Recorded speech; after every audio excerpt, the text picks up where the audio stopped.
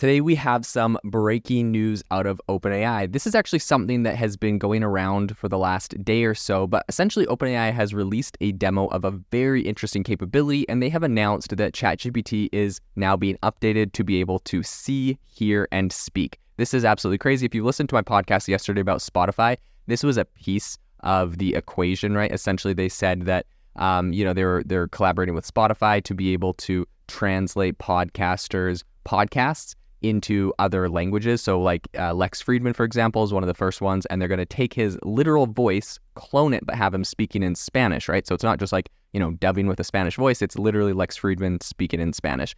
All of this is due to capabilities that OpenAI has developed with their platform Whisper, but they have a ton of other features in here, including talking about hearing and speaking and seeing. So we're going to dive into all of that on the podcast today.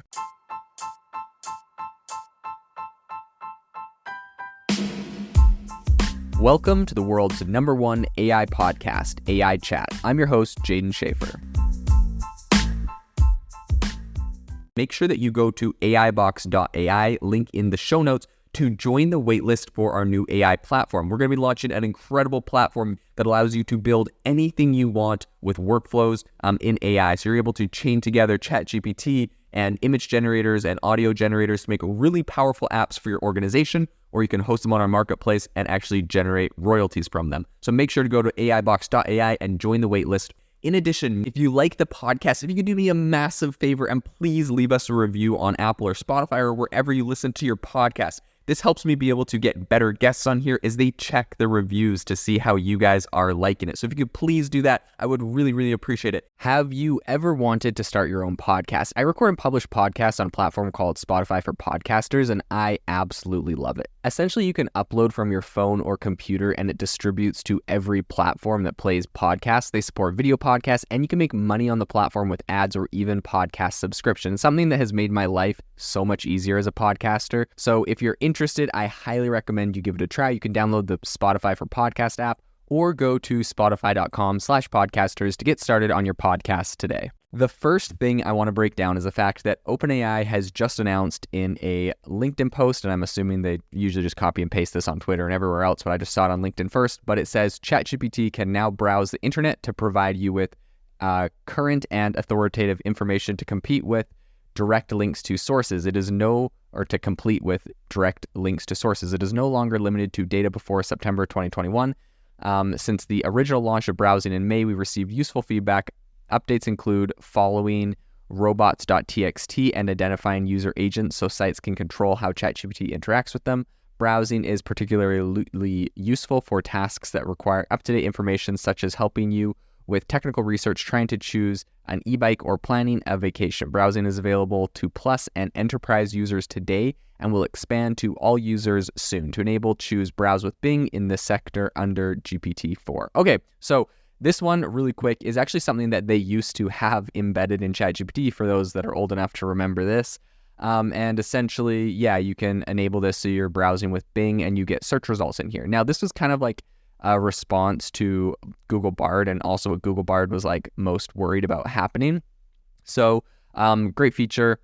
They have this thing now up again. It got shut down for a while because essentially people were using it to get data from paywalled sites. It was getting around paywalls. So here it says that it's actually respecting robot.txt files, which is if you have a website, essentially you can put a special file on there and essentially tell robots or OpenAI or Google or anyone else not to crawl your website, not to index it, or not to index specific pages, or just not to, read them for free because they're paywalled. So all of that is now, I think, essentially going to fix the paywalling problem. I'm not sure if they have a lot of any new features on that. To be honest, like if I'm being 100% honest, I'm kind of annoyed that it's taken this long. They took this thing down like 4 or 5 months ago, if I'm not mistaken. And that is way too long to simply make these things just respect robot.txt files. So whatever, but at least it's back. It is a cool feature. Now, the bigger news, in my opinion, from today is the fact that I think in what can be considered a really significant turn of events for OpenAI,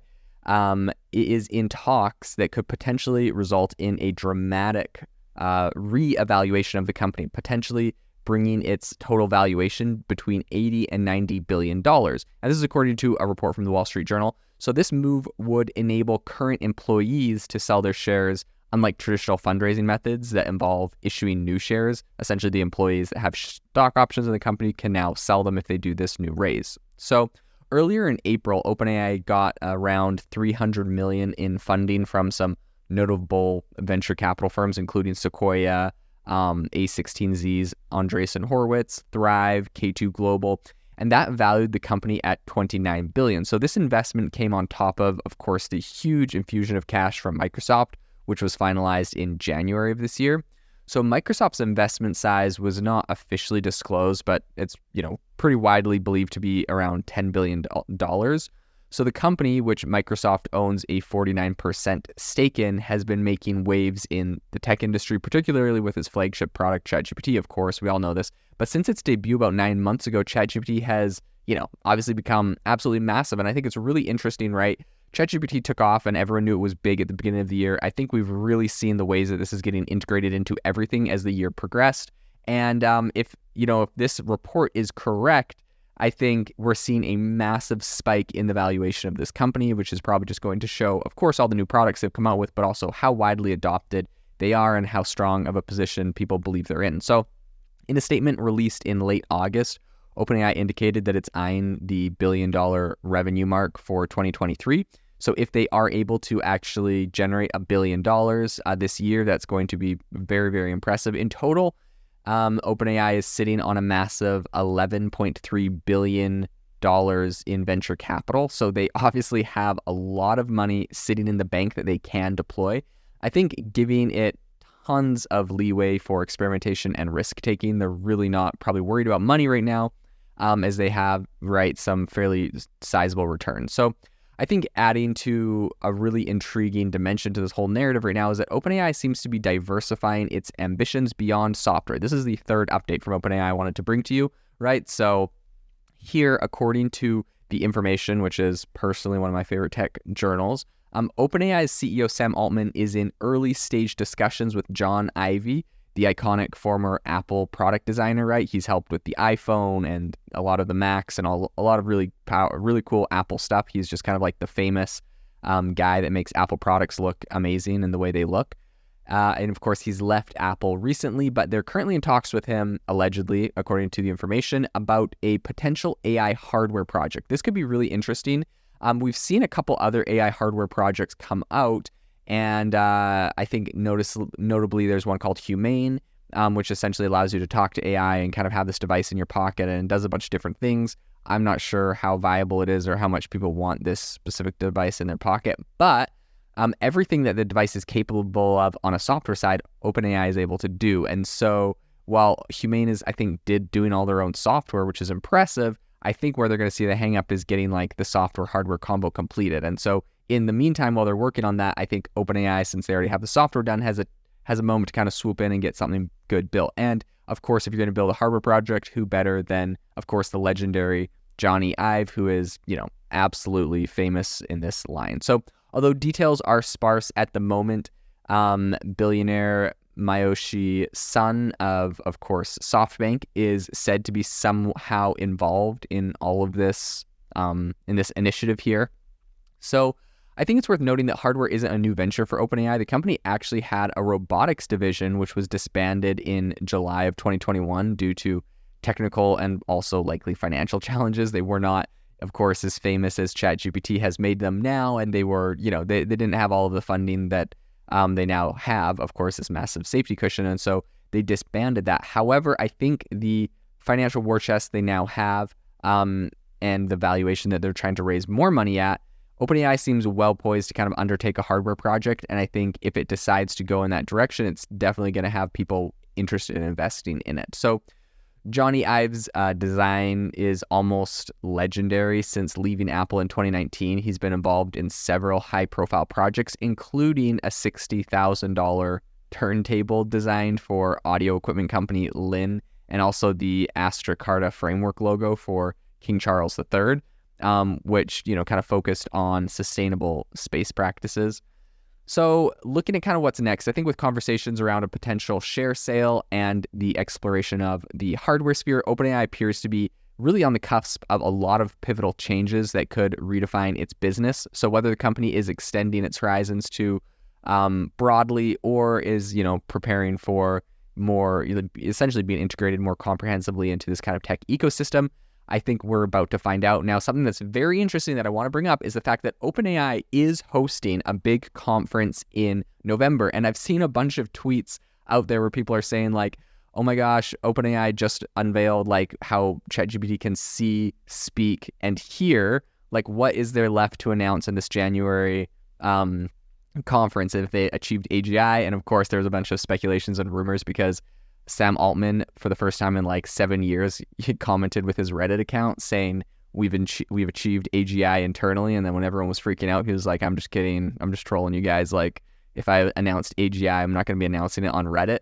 So in any case, I think what really interesting here is the fact that they have this big conference in November. They've come out with a ton of big features and announcements. And so people are like, what the heck will they be announcing next? My predictions for the conference, potentially the hardware play, although that seems, difficult and a far way off. So that might be something that's not even going to be in the works for a couple years. If they were to announce something with AI and video, I think that would be very revolutionary. There's a lot of crazy stuff. Maybe GPT-5 could be announced. But in any case, we're definitely going to be following that closely. And when the announcements come, you'll definitely hear them here first. So very exciting times, and OpenAI is working on a lot of really interesting stuff. This episode is brought to you by Klaviyo, the platform that powers smarter digital relationships. With Klaviyo, you can activate all your customer data in real time, connect seamlessly with your customers across all channels, guide your marketing strategy with AI-powered insights, recommendations, and automated assistance, deliver experiences that feel individually designed at scale, and grow your business faster. Power smarter digital relationships with Klaviyo. Learn more at klaviyo.com/Spotify. That's KLAVIYO.com/Spotify. This episode is brought to you by Shopify. That's the sound of switching your business to Shopify, the global commerce platform that supercharges your selling. Harness the best converting checkout and same intuitive features, trusted apps, and powerful analytics used by the world's leading brands. Stop leaving sales on the table. Discover why millions trust Shopify to build, grow, and run their business. Sign up today for your $1 per month trial period at shopify.com/tech23.